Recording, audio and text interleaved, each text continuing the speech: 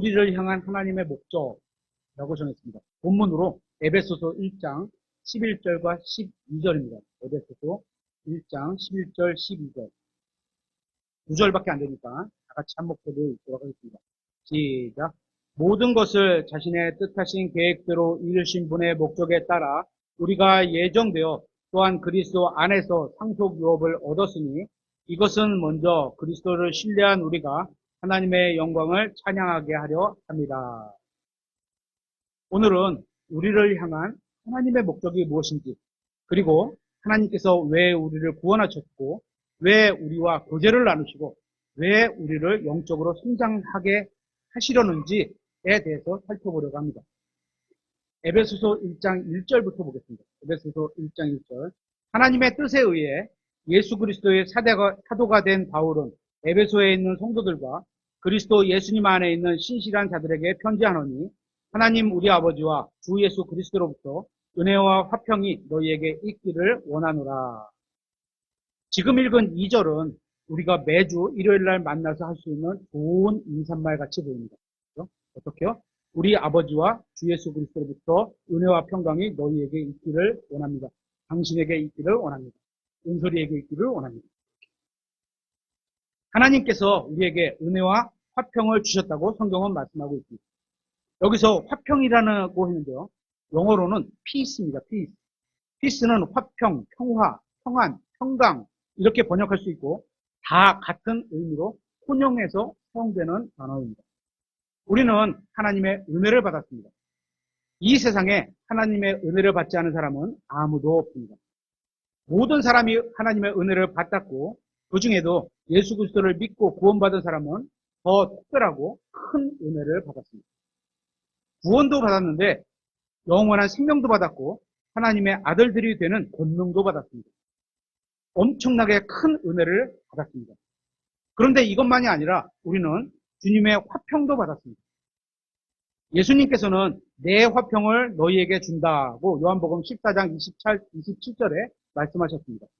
그러니까 우리가 가지고 있는 화평은 그냥 평범한 화평이 아니라 예수님이 소유하고 계신 그 화평인 겁니다. 그런데도 우리가 그것을 제대로 사용하지 못하며 살아가고 있습니다. 불안할 때가 있죠. 그렇죠? 그럴 때 그거를 못 사용하고 있는 거죠. 여러분은 예수님의 평안이 어떤 건지 아세요? 여러분 중에 집을 소유한 분이 있을 거고 그분들 중 대부분은 은행 융자를 끼고 집을 사셨을 겁니다. 그런데 현실 경기가 좋지 않게 되고 미래가 불확실하게 되면 금리가 올라가게 되겠죠. 그러면 집안 살림하는 사정이 점점 나빠질 것이고 그러면 힘들어지게 되겠죠. 그럴 때 걱정하는 게 있죠. 또 불안해하죠. 이거 은행 금리가 높아지면 생활비가 위축되고 이렇게 되겠죠. 그죠? 또는 우리나라는 6.25 전쟁 이후에 지금까지 평안하게 살고 있는데요. 가끔은 북한이 핵을 만든다, 어디서 포격을 했다 이런 소식이 들리면 불안할 수도 있습니다. 그 외에도 이 세상을 살다 보면 불안한 일들이 너무도 많이 있습니다. 건강검진을 했더니 좋지 않은 수치로 인해서 불안할 수도 있고 직장에서 잘리게 될까봐 불안해할 수도 있고 시험을 봤는데 성적이 좋지 않아서 부모님께 혼날까봐 불안할 수도 있는 겁니다. 그런데 예수님께서도 그러한 일들로 불안해 하셨을까요? 예수님은 그 무엇으로도 불안해하지 않으십니다. 온 세상을 만드신 창조주 하나님이시기 때문에 또 온 세상을 운행하시는 하나님이시기 때문에 그 무엇으로도 불안해하지 않으십니다. 그분의 평안을 우리에게 주셨다고 말씀하고 있습니다. 우리가 이 사실을 믿음으로 잘 누릴 수만 있다면 우리는 어떤 상황에서도 평안을 누리는 삶을 살아가게 될 겁니다. 그래서 예수님의 평안을 누리는 사람은 감옥에 갇혀도 또 감옥에 갇혀서 사형을 당할 입장에 처해 있어도 불안해하지 않고 오히려 평안하게 찬송을 부를 수 있었던 겁니다. 사도행전 16장 25절에 보면 바울과 실라가 감옥에 갇혀서 찬송을 부르는 장면이 나오죠. 주님의 평안을 누리고 있었기 때문에 가능했던 겁니다. 그렇게 하나님께서 우리에게 은혜와 화평을 주셨다는 건 정말 놀라운 사실입니다. 은혜와 화평은 이 세상을 살아가는 우리에게 절대적으로 필요하기 때문에 주신 겁니다. 이게 없으면 살 수가 없습니다. 그만큼 이 세상을 걱정 없이 살아가는 게 안 된다는 겁니다. 하나님이 주셨을 만큼. 그래서 하나님께서 은혜와 화평을 우리에게 주신 겁니다. 하나님께서는 우리가 예수님을 잘 믿으면 이 세상에서 어려움이 없을 것이다. 이렇게 말씀하신 적이 없습니다. 오히려 하나님의 뜻대로 살고자 하는 사람은 핍박을 받을 것이라고 말씀하고 있습니다. 한번 확인해 보겠습니다. 디모데후서 3장 12절입니다.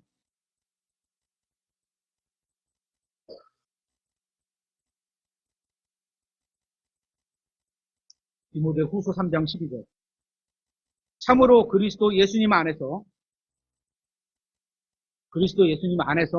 예수님을 믿고 받아들였기 때문에 우리가 예수님 안에 있다는 겁니다. 구원받았다는 얘기이기도 그리스도 예수님 안에서 하나님의 뜻대로 살려고 하는 모든 자는 구원받았는데도 그렇게 살지 않는 사람도 있을 수 있다는 거죠. 하지만 그건 하나님이 원하시는 방식이 아니죠. 하는 모든 자는 어떻게? 행복할 거다? 아니요. 성경은 핍박을 받을 것이나 이렇게 써 있습니다. 핍박을 받게 된다. 어떻게? 구원받고서 하나님의 뜻대로 살려고 하는 모든 사람은 예외가 없다는 거예요. 그죠? 구원받고 하나님의 뜻대로 살려고 하는 모든 사람은 어려움이 있을 거라는 겁니다. 그러니까 우리가 아무리 예수님을 잘 믿어도 이 세상에서의 어려움을 제거해 주지 않으시겠다는 겁니다. 다만 그 어려움을 잘 이겨나갈 수 있도록 은혜와 평안을 주시겠다고 약속하신 겁니다. 마치 예수님께서 이 세상에서 고난을 당하셨는데 주님은 하나님의 은혜로 충만해 계셨고 자신이 평안함을 가지고 계셨기 때문에 십자가에서 죽는 것 자체도 전혀 문제가 되지 않으셨던 것처럼 우리에게도 그 평안을 주님이 갖고 계셨던 그 평안함을 우리에게도 주셨다는 겁니다. 하나님께서 그런 상황을 피하게 해주시겠다고 한 것이 아니라 그죠? 그런 어려움 가운데서도 은혜와 평안을 누릴 수 있도록 해주시겠다고 말씀하고 계시는 겁니다. 계속해서 에베소서 1장 3절에 하나님 곧 우리 주 예수 그리스도의 아버지를 찬송할지어다. 그분께서 그리스도 안에서 하늘에 처소들에 있는 모든 영적인 복으로 우리에게 복을 주셨는데 이것이 신약 성도들의 특징입니다. 그리스도인들에게는 이 세상에서 영적인 복으로 복을 주셨습니다. 그렇다고 물질적인 복을 전혀 주지 않았다. 이런 말이 아닙니다. 물질적인 복은 주님께서 보시기에 필요하시면 주실 수 있고, 그죠? 주신다. 이게 아니고 주실 수 있고, 또한 우리가 나중에 하늘나라에 올라가게 돼서 받게 될 것이기 때문에 이 세상에서 약속해 주신 건 아니죠. 더욱이 예수님께서 이 세상에 재림하시면 우리가 주님과 함께 통치하게 될 겁니다. 그럴 때 이제 받게 되는 거죠. 하지만 그건 나중에 있을 일이고 예수님께서 오시기 전까지 지금 이 세상에 살아가면서 필요한 모든 영적인 복을 이미 주셨다는 겁니다. 계속해서 4절에 이것은 우리가 사랑 안에서 자신 앞에 거룩하고 흠이 없게 하시려고 세상의 창건 이전에 세상을 창조하고 만들기 이전에 그리스도 안에서 친히 우리를 택하시며 이 구절은 세상의 창건 이전부터 계획하신 하나님의 목적에 대해서 말씀하고 있습니다. 하나님의 목적은 그리스도 예수 안에 있는 여러분이 구원받는 게 전부가 아니라 여러분이 하나님 앞에서 거룩하게 살아가는 것까지도 포함하고 있는 겁니다. 예수님을 믿고 다시 태어난 사람은 태어났다는 사실로만 만족하는 게 아니라 제대로 성장해서 하나님과 교제를 나눌 수 있다는 겁니다. 이걸 다른 식으로 표현하면 거룩하고 흠이 없게 하려고 우리를 택하셨다는 겁니다. 다시 태어나지 않아서 하나님의 속성이 없는 사람들, 거듭나지 않은 사람들은 하나님과 교제하는 게 재미가 있지 않을 겁니다. 그리고 다시 태어났다고 해도 자라지 않는 사람은, 영적으로 어린아이들은 하나님과 교제하는 게 재미가 없을 겁니다. 마찬가지일 겁니다. 성경 읽기, 기도, 찬양 이런 것을 통해서 하나님과 교제하게 되는데 여러분은 재미가 있으신가요? 만약 재미가 없다면 여러분이 구원받았다고 할지라도 성장하지 못한 상태인 겁니다. 재미있다는 말이 이런 겁니다. 일요일마다 우리 교회 이제 점심시간에 아이들이 1시부터 1시 반까지 2학기가 있는데 그 사이사이 그렇죠? 밥을 먹고 한 30분 주일학교하고 한 20분, 이런 사이사이에 틈만 나면 우리 아이들이 스마트폰으로 게임을 하죠. 그죠? 30분으로 했는데 5분 한 것처럼 엄청 재미있게 시간이 지나갑니다. 맞나요? 우리 맞아요? 원선 씨? 네, 맞대요. 네. 그런데 기도나 성경 읽기를 한번 생각해 보세요. 한 30분을 읽었는데 30분을 읽은 것 같은데 실제로 시간을 딱 보면 어떻게 돼? 5분밖에 안 지나갔어요. 아직 영적인 일들에 대해 재미를 알지 못하고 있는 겁니다. 그 이유는 우리가 아직 거룩하지 않기 때문입니다. 우리가 하나님만큼 거룩하다면 하나님과 교제를 나누는 게 너무도 재미있게 될 겁니다. 그래서 하나님의 목적은 우리가 거룩해지게 하시려는 겁니다. 그러면 우리가 어느 정도 거룩해져야 하는 걸까요? 그냥 우리끼리 중에서 누가 제일 거룩할까요? 아이들이, 제가 제일 적으니까 우리 은겸이로 할까요? 은겸이 기준으로 맞추면 되나요? 아니죠. 그죠? 하나님만큼 거룩해지는 겁니다. 예수님만큼 거룩해지는 겁니다. 그래서 하나님과 정말 터놓고 완전한 교제를 나눌 수 있게 되는 게 우리를 향한 하나님의 목적인 겁니다.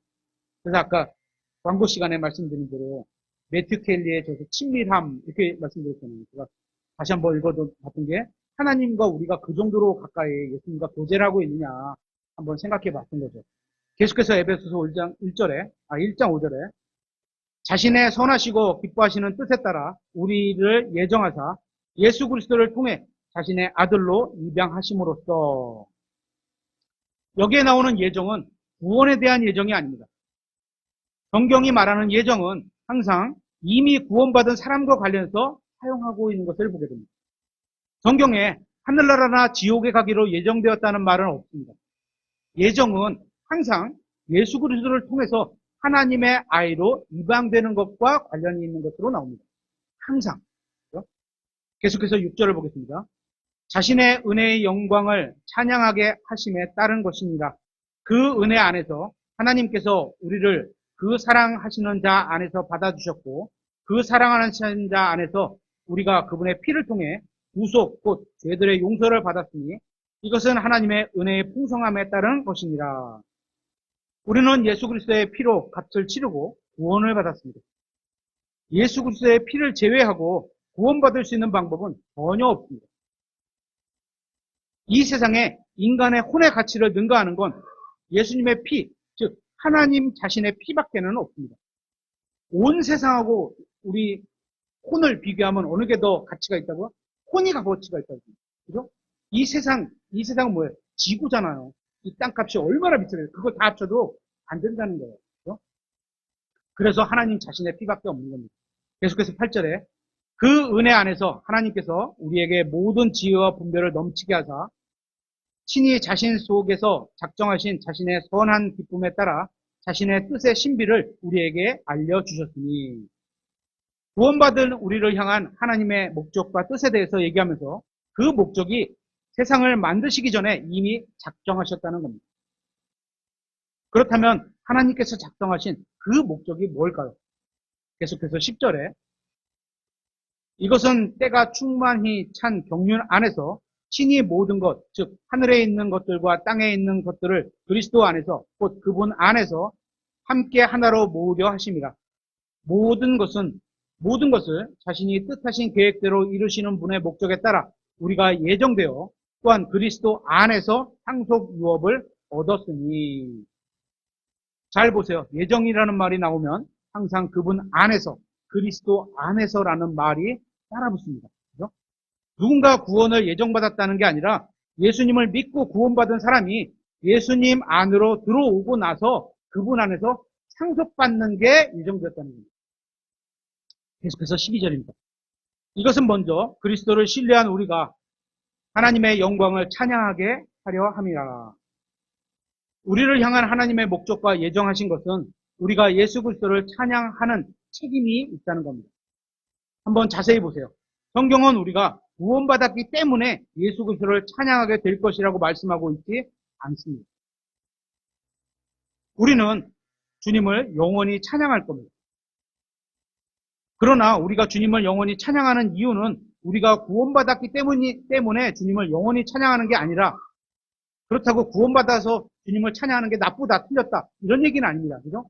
그렇게 해야 돼요. 하지만 성경이 지금 말씀하시는 거는 그거를 능가하는 진짜 이유가 있는데 그게 주님의 은혜와 능력과 성령님을 통해서 우리가 하나님의 아들이신 예수 그리스도의 형상과 같이 흠없이 완전하게 변화시켜 주시기 때문이라고 말씀하고 있는 겁니다. 그래야지 아까 같이 교제가 될 수 있는 거예요. 그죠? 그러니까 구원받아서 지옥에 가지 않는 것도 엄청난 일이지만 우리를 예수 그리스도처럼 변화시키는 것에 비하면 그건 아무것도 아니라는 겁니다. 그러니까 우리를 하나님처럼 거룩하게 만들어 주셨기 때문에 우리가 영원히 찬양을 드리는 겁니다. 또한 이것과 비교할 만큼 엄청난 게 더 있습니다. 우리는 전체가 그리스도와 한 몸을 이루고 있고, 그렇죠? 각자가 한 몸이 아니고 우리 교회 예수님을 믿은 사람 전체를 한 몸으로 해서 예수님과 한 몸을 이루고 있는 거죠. 또 그리스도의 신부로 지정하셨다는 겁니다. 각자가 신부가 아니고 전체를 통틀어서 예수님의 신부, 교회가 신부입니다. 그죠? 믿는 사람들 전체가 그리스도의 신부인 겁니다. 한번 생각해 보세요. 어떤 남자가 통치자가 될 건데, 왕과 통치자가 될 건데, 그죠? 청년이야. 근데 왕과 통치자가 될 거야. 그는 부잣집 자식이고, 그것도 명성도 있고, 지위도 높은 그런 집 아들인 겁니다. 그 아들이 결혼하려고 이제 여자친구를 부모님께 데려갑니다. 그런데 그 여자친구가 세상에서 봤을 때 그냥 평범한 여자인 겁니다.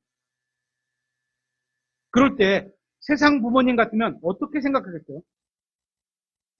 부모님이 봤을 때 자기 자식이 최고라고 생각해서 아들과 어울리는 좀 더 좋은 여자와 결혼하라고 그러시겠죠.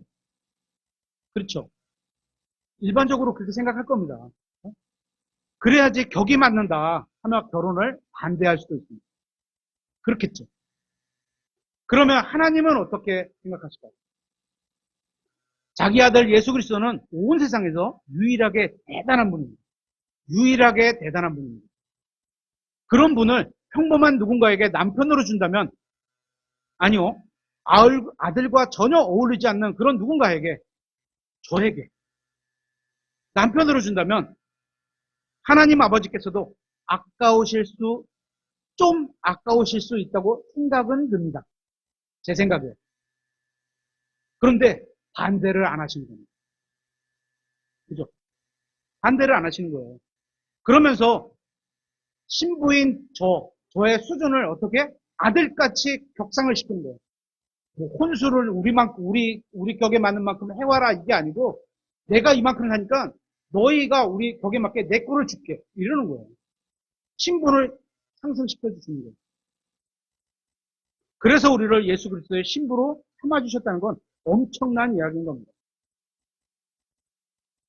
우리의 성품을 하나님만큼 거룩하게 만들어 주셨고 재산도 공동 상속자로 정해 주신 겁니다. 이건 하나님께서만 하실 수 있는 능력이라는 겁니다. 아무짝에도 쓸데없는 우리를 하늘에 보내주시는 것만도 감사할 일인데 하나님께서 사용하실 수 있게 만들어주시고 왕관도 받기에 합당한 사람으로 만드는 것은 영원히 찬양받으셔야 마땅한 일인 겁니다. 그래서 우리는 하늘나라에서 주님을 영원히 찬양 드리게 될 겁니다. 한번 생각해 보세요. 하나님께서 왜 나에게 지금 여러분에게 처해 있는 상황들 어떤 상황이 저는 처해 있는지 모르죠. 하나님께서 그런 상황들을 다 허락하셨다는 겁니다. 그 중에는 가족들이 있을 거고 사회에서 만난 사람들도 있겠죠. 하나님께서 왜 이런 사람들을 나에게 허락하셨을까? 거기에는 목적이 있는 겁니다. 그것은 여러분과 제가 하나님의 영광을 찬양하게 만들려고 하는 겁니다. 억지로 찬양하게 하려는 것이 아니라 하기 싫은데 뭐냐 억지로 우리 하나님은 그런 분이 아닙니다. 하나님께서는 우리가 진심으로 우러나오는 찬양을 하게 하려고 하나님께서 목적하신 바가 있다는 겁니다. 이것은 여러분이 무엇을 해야 한다는 게 아니라 뭘 해서 만족시켜자 이런 얘기 아니에요. 또 여러분이 무엇인가 배워야 한다는 것도 아닙니다. 뭐 드려라 이런 얘기도 아닙니다. 여러분으로는 충분하지 않다는 겁니다. 하나님의 목적은 하나님께서 여러분을 완전히 변화시켜 주셔서 여러분 안에 계신 예수 그리스도께서 여러분을 통해서 높임을 받게 하는 거예요. 영광을 받게 하는 겁니다. 우리가 하나님의 아들이 되었다는 게 어떤 건지 아세요? 성품과 권능이 예수 그리스도와 같은 수준으로 만들어 주셔서 거룩함과 의로움에 있어서 우리가 예수님처럼 변화되는 겁니다. 이미 해 주셨어요.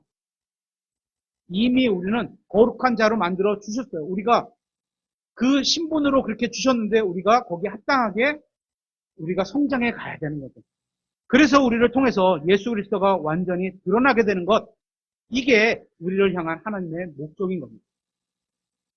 여러분 자신을 한번 생각해 보세요. 지금 이 세상 사람들이 여러분을 보면서 예수님의 영광을 볼 수 있을까요? 이 세상 사람들이 여러분을 보면서 와, 정말 예수님은 위대한 분이구나, 이렇게 고백하고 있으신가요? 대부분은 아닐 겁니다. 오히려 예수님을 욕하지 않으면 다행일 겁니다. 아유, 나 저 사람 같으면 교회 다니기 싫어. 예수님 무슨 예수님, 이럴 겁니다. 그런데 언젠가 이 세상 사람들이 하나님의 자녀인 우리를 보면서 예수님께 영광을 드리게 되는 것을 보게 될 날이 오게 될 겁니다. 이게 하나님이 우리를 향해서 목적하신 겁니다. 그리고 13절, 14절에는 성령님께서 우리가 하나님의 자녀가 되었기 때문에 우리를 보호해 주시고 구속의 날까지 봉인해 주신다는 겁니다. 우리가 구원받은 상태를 유지시켜 주신다는 거죠. 그러니까 여러분이 받은 구원을 혹시나 잃어버리지는 않을까, 이런 걱정할 필요가 없습니다. 봉인이 되어 있으니까. 에베소서 1장 13절, 14절입니다. 너희도 진리의 말씀, 곧 너희 구원의 말씀을 들은 뒤에 그리스도를 신뢰하였고 너희가 믿은 뒤에 또한 그분 안에서 약속의 저 거룩한 영으로 복인되었는데 이 영께서는 값 주고 사신 그 소유물이 구속받을 때까지 우리 상속 유업의 보증이 되사 하나님의 영광을 찬양하게 하시느니라. 아버지 하나님과 아들 하나님과 성령 하나님께서는 삼위일체이시기 때문에 서로 다른 역할로서 서로 다른 방식으로 일하시지만 모두 다 한 가지 목적을 위해서 함께 일하십니다. 그 목적은 우리가 영적으로 성장해 나아가게 하기 위해서, 또한 우리가 하나님처럼 거룩하게 변화되게 하기 위해서 일하신다는 겁니다. 예수 그리스도를 믿는 저 사람을 그리스도를 나타내는 살아있는 방구판 같이 만드시겠다. 이게 예수님, 성령님, 아버지 하나님께서 우리를 향해서 가지고 계신 목적인 겁니다. 모든 부모는 목적을 가지고 자식을 돌봅니다. 자식을 낳았으니까 아무렇게나 잘 자라겠지, 이런 부모는 거의 없습니다.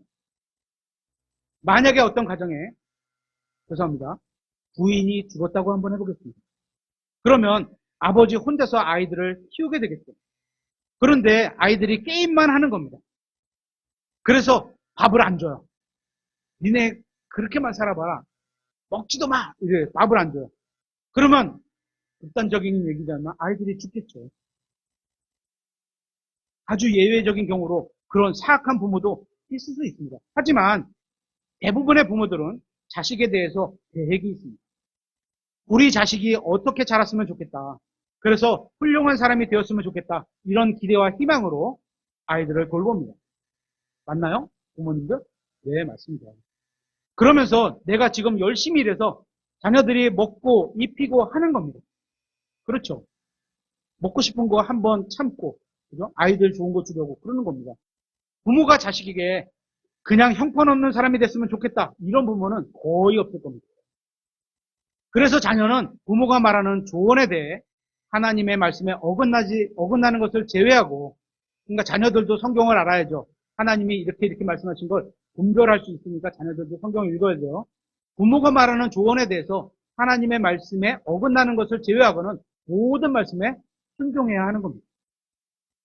보통의 부모님은 자식에게 유익이 되는 좋은 걸 준다는 겁니다. 그렇죠? 예수님이 이렇게 말씀하셨어요. 마태복음 7장 11절에 그런즉 너희가 악할지라도 너희 자식들에게 좋은 선물들을 줄 알거든. 자식에게 좋은 걸 줘요? 안 줘요? 주죠.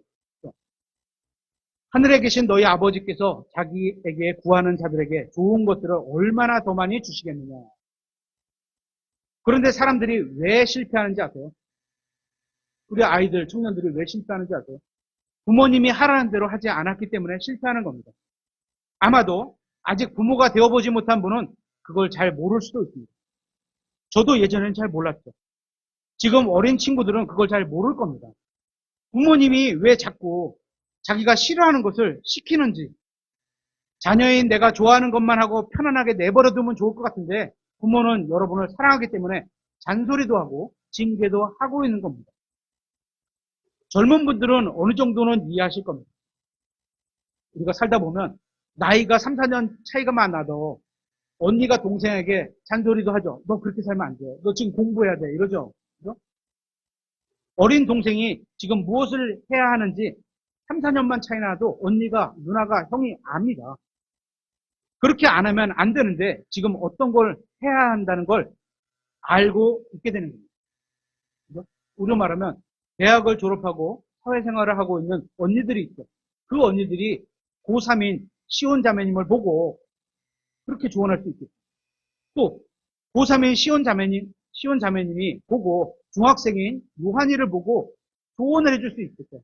내가 고3인데 너 중학교 때 내가 중학교 때 열심히 공부 안 해서 지금 이만해. 내가 열심히 공부해서 이만해. 이런 걸 조언해 줄 수 있겠죠. 그죠? 또 초등학교 6학년 은설이가 유치원인 은겸이를 보고 야 지금 너 그렇게 놀기만 하면 안 돼. 엄마 말 잘 들어야 돼. 이런 말을 해줄 수 있겠죠. 자신이 살아온 경험으로 동생들에게 더 나은 방향을 제시할 수 있을 겁니다. 있기도 합니다. 실제로 보면. 어린이 여러분 그리고 청년 여러분 만약 여러분이 생각하시는 여러분의 인생의 목적과 여러분의 부모님이 생각하는 여러분의 인생의 목적이 다르다면 어떻게 해야 할까요? 한 가족으로 사는데 살아가는 목적이 서로 다르면 불행해질 겁니다. 그런 사람 전 많이 봤습니다.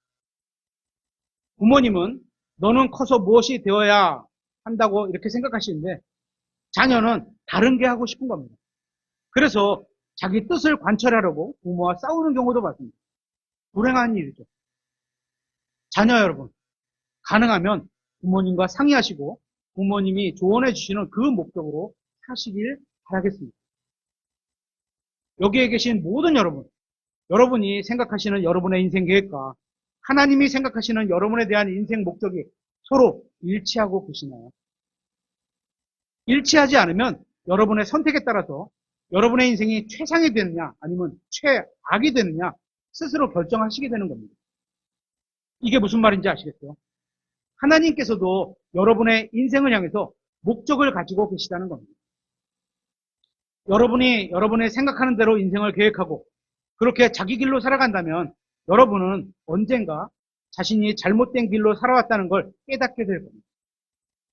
잠언서 14장 12절에 이렇게 되어 있습니다. 어떤 길은 사람이 보기에 옳으나 내 경험상 보니까 옳아. 맞아. 이거야. 틀림없어. 나 그것의 끝은 사망의 길들이니라. 사람이 판단해서 결정할 수 있는 보기에 좋은 것은 옳지 않을 수도 있다는 거죠. 사람이 보기에 옳은 길들은 타락한 사람의 본성대로 살아가는 길입니다. 육신에 속한 사람의 길들도 마찬가지입니다.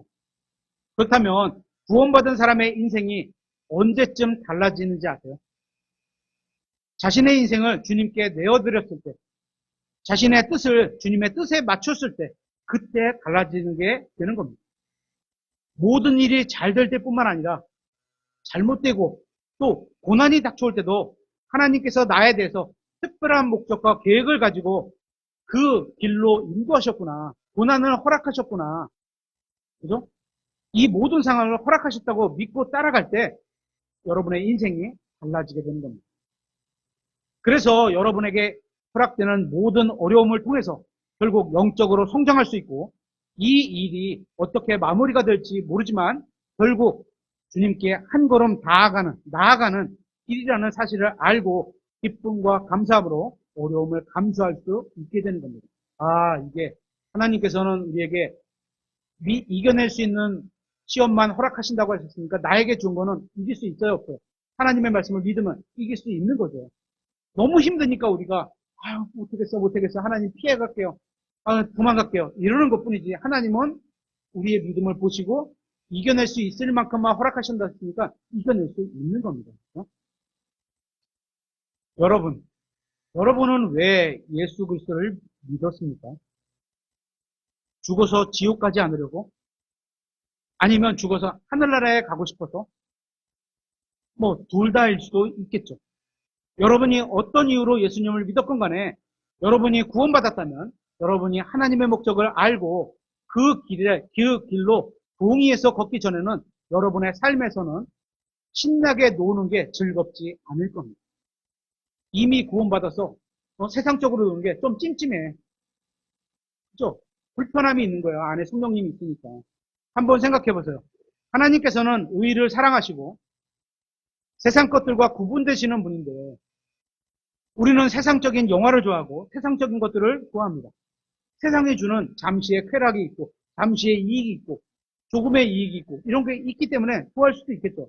하지만 하나님은 그거를 원하시는 게 아니라는 거거든요.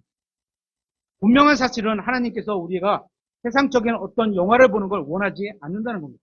반대로 여러분은 영적인 그리스도인과 교제 나누는 걸 즐거워하시나요? 아마 즐겁다고 생각하는 분들도 있을 겁니다. 즐겁지 않다고 생각하는 분들도 있을 겁니다. 하지만 하나님께서는 우리가 거룩해지고 정결해지고 깨끗해지면서 하나님과 더욱 깊은 교제를 나눌 수 있게 되기를 원하시는 겁니다. 아주 친밀하게. 한 가정에서 부모님은 이렇게 살라고 하시는데 자녀는 그렇게 살고 싶지 않으면 그 가정은 불행해집니다. 남편과 아내가 서로 다른 방식으로 살고자 한다면 불행해집니다. 마찬가지로 하나님께서 원하시는 삶과 우리가 원하는 삶이 일치하지 않으면 하나님은 뜻을 돌이키시는 분이 아니죠. 그렇죠? 우리를 향한 계획과 목적이 있고 그렇게 하기로 작정하셨는데 그걸 돌이키시는 분이 아니죠. 그러면 누가 돌이켜야 돼요? 우리가 돌이켜서 하나님과 함께 갈 수밖에 없는 거죠. 그리스도인의 삶은 불행해질 겁니다. 일치하지 않으면. 자신 안에서 어떤 일을 행하시려는지 알고 그분의 목적을 이해하지 못한 그리스도인들은 이 세상을 살아가면서도 불행해지는 겁니다. 사도 바울은 자신이 표대를 향해서 나아간다고 고백했습니다. 여러분은 표대를 향해서 지금 나아가고 있습니까? 여러분 안에 계신 성령님께서는 여러분이 그 표대를 향해 나아가기를 원하고 계시고 여러분을 그 길로 인도하고 계십니다. 아버지 하나님께서도 여러분을 그 길로 인도하시고 예수 그리스도께서 여러분을 그 길로 인도하고 계시고 성경도 여러분이 매일 읽는 성경도 여러분을 그 길로 인도하고 있습니다. 그런데 여러분이 세상을 향해 나아가고 있다면 여러분은 예수 그리스도와 다른 길을 가고 있는 겁니다. 성경과 성령님과 아버지 하나님과 다른 길을 가고 있는 겁니다. 그러면 결국 여러분이 생각하기에 모두 자신을 대적하기만 한다고 생각하게 될 겁니다. 결국 하나님을 원망하게 될 거라는 겁니다. 문제는 누군데? 내가 문제인데 남 탓을 하는 거죠. 성경을 보면 최초의 사람이 범죄하자 채 한 장이 지나지도 않아. 성경 한 장 넘기고 지나지 않아 살인사건이 일어나고 그리고 몇 장이 지나지 않아서 모든 사람이 죄를 지어 자기 길로 돌아섬으로 말미암아 하나님께서 홍수로 심판해버리시는 면할 수밖에 없는 상황이 되었습니다.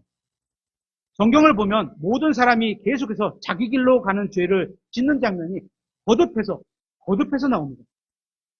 모든 사람은 자기 길로 가서 철저히 실패하고 말았습니다. 이 모든 일을 미리 아셨던 아버지 하나님께서는 아들 하나님과 논의하셨을 겁니다. 성경에는 나오지 않지만 제가 추측해보면 추측입니다. 이건 삼위일체 하나님은 모여서 의논하셨을 겁니다. 우리가 죄악으로 가득 찬 인간들을 구원하고 그들을 변화시켜서 아들 하나님 당신처럼 만들 수 있지 않을까요? 이렇게 의논하고 계셨다는 겁니다. 그때 아들 하나님께서는 아버지 하나님께서 원하신다면 사람들이 그렇게 될 수 있도록 제가 세상에 내려가서 돈을 보이고 제 목숨까지도 내놓겠습니다. 그러자 성령 하나님께서도 그러면 저는 사람들이 예수 그리스도처럼 되도록 그들 안에 들어가서 그들을 돕겠다. 이런 논의가 있으셨을 겁니다. 창세 전에 이미 이런 계획을 가지고 계셨던 겁니다.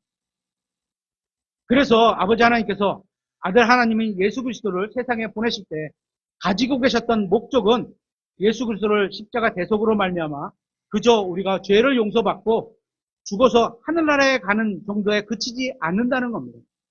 십자가 대속의 목적이 그저 복음을 믿는 사람을 죽어서 지옥에 가지 않고 하늘나라에 가는 정도라고 생각한다면 그건 성경도 모르고 하나님의 목적도 아직도 모르고 있는 겁니다.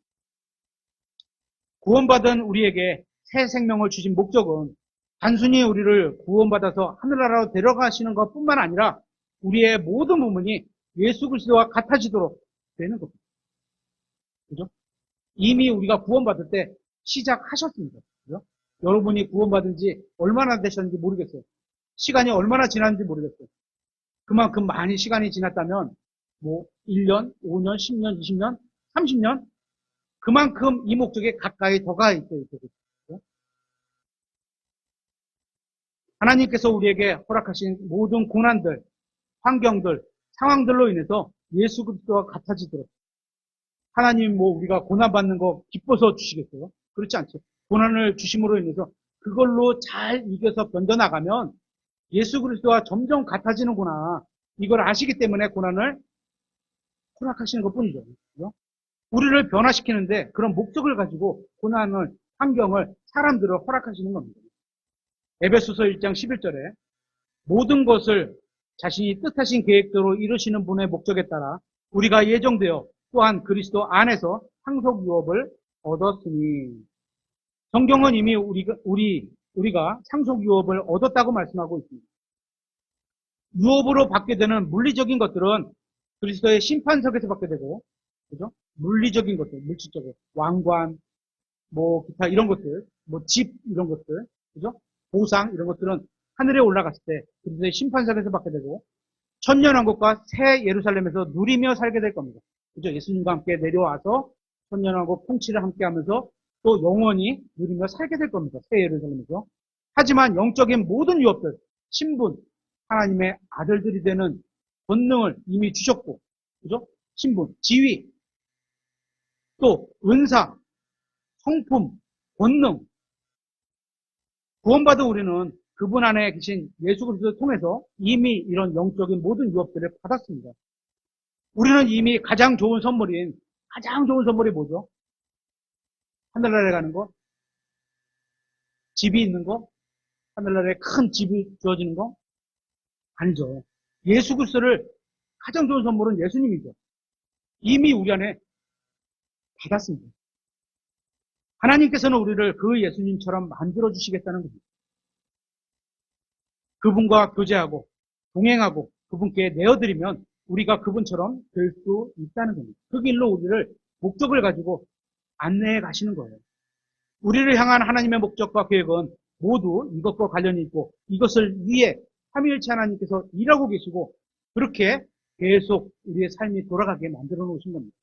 다시 11절에 모든 것을 자신이 뜻하신 계획대로 이루시는 분의 목적에 따라 우리가 예정되어 또한 그리스도 안에서 상속 유업을 얻었으니 예수님께서는 배반을 당하셨습니다.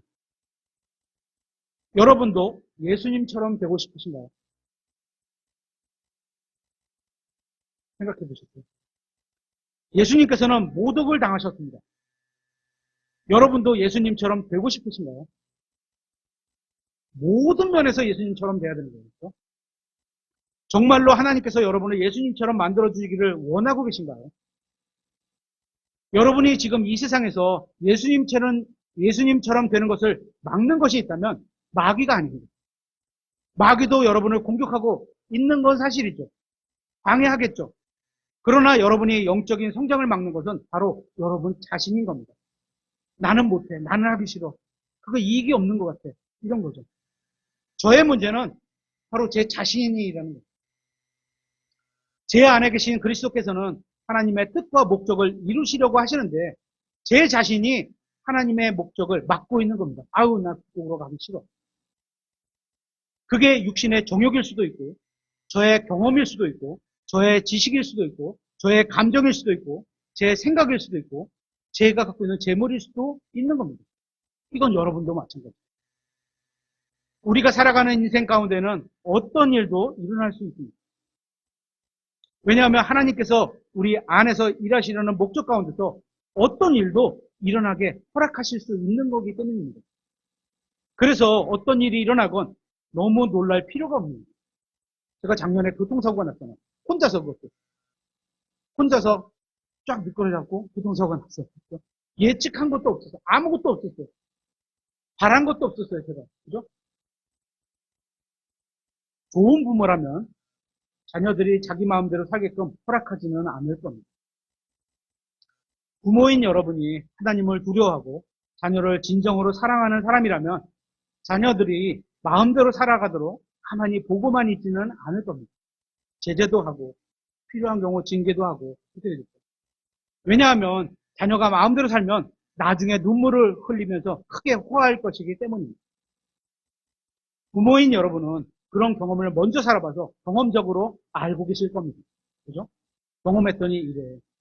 그래서 자녀가 올바른 길을 가도록 필요한 경우는 징계도 하면서 자녀가 원하는 대로 살도록 그냥 내버려 두지는 않을 겁니다. 우리의 아버지이신 하나님께서도 경건한 부모가 자식을 대하듯 그렇게 우리를 대하고 계십니다. 하나님은 잔인한 분도 아니고 무관심한 분도 아닙니다. 하나님은 지혜로우신 분이고 여러분을 보살피는 분이고 여러분을 진정으로 사랑하시는 분입니다. 여러분이 그걸 인정하던 인정하지 않던 여러분이 구원받았다면 이 세상에서 여러분을 가장 사랑하시는 분입니다. 그런데 그것만이 아니라 하나님은 처음과 마지막을 다 알고 계시는 분입니다. 여러분이 어떻게 시작되었고 은설이가 처음에 어떻게 시작되었고 그렇죠? 결국 모든 것이 어떻게 끝날지 다 알고 계신 분입니다. 그 하나님께서 우리 안에서 우리가 어떤 길로 걸어야 되는지 그분의 말씀인 성경으로 말씀해주고 계십니다. 그분은 우리의 인생을 망치려고 하시는 것이 아니라 우리를 예수 그리스도처럼 변화시키려고 가장 좋은 것을 주시려고 일하고 계신 겁니다. 그렇기 때문에 그분에게 우리 자신을 내어드려야 하는 겁니다. 나 자신을 내어드린다는 것은 우리가 예수님을 믿고 구원받은 것처럼 그렇게 하나님의 말씀을 믿고 살아간다는 겁니다. 내가 내 인생을 내 마음대로 살지 않고 하나님께 내어드린다면 그분이 나의 인생을 최상의 인생으로 나를 인도해 주신다고 믿고 살아가는 게 그분께 내어드리는 겁니다. 그렇게 하려는 하나님의 목적은 우리를 예수님처럼 만들어주시기 위해서인 겁니다. 그래서 변화된 우리를 보면 모든 사람들이 변하게 됐겠죠. 만들어주신 계획이 있으니까. 하나님께 영광을 돌려드리게 된다는 겁니다. 다시 에베소서 1장 12절에 이렇게 되어 있습니다.